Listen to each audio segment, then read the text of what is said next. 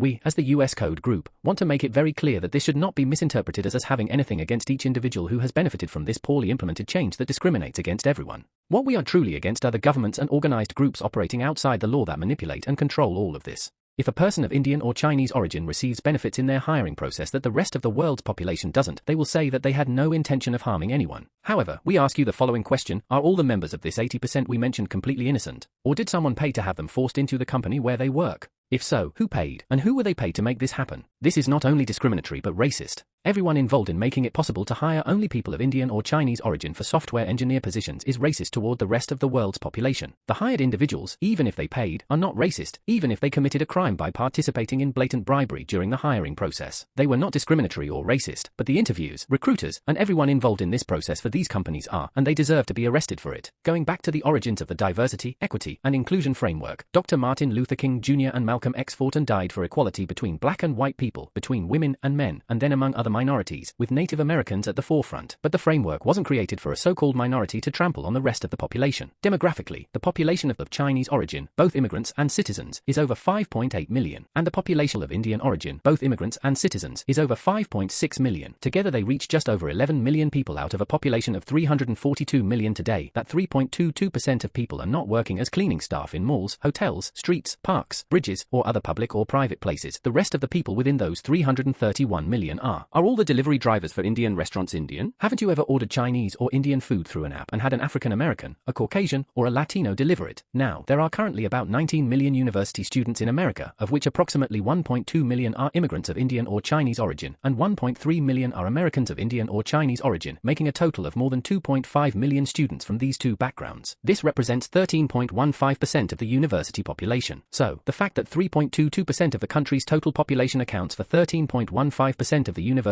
population today, this means that this group of the American population is becoming more educated than the rest of the population. But on the other hand, it also tells us that this group has greater economic power than the other 96.78% of the population in the United States, because otherwise, they wouldn't be able to afford the high cost of universities in America. Unless these two governments invest money in them for something more, like seizing and controlling the USA's economy at will without the country's politics being able to change anything. Be that as it may, this is a very significant statistical anomaly that neither the State Department, nor ICE, nor the NSA, nor the CIA, nor the White House are doing anything about, because they are so immersed in their own comfort zone that they haven't realized what we are denouncing. Let's call this statistical anomaly 1. Now, when we look at the percentages of immigrants from these backgrounds who are in IT companies, we find that about 45% of the staff in these companies are of Indian origin, and about 35% are of Chinese origin. Let's call this statistical anomaly 2, this being the most serious anomaly. Watch our next video, but first, give us a like and subscribe to our channel. This will also help more software engineers know what's happening today.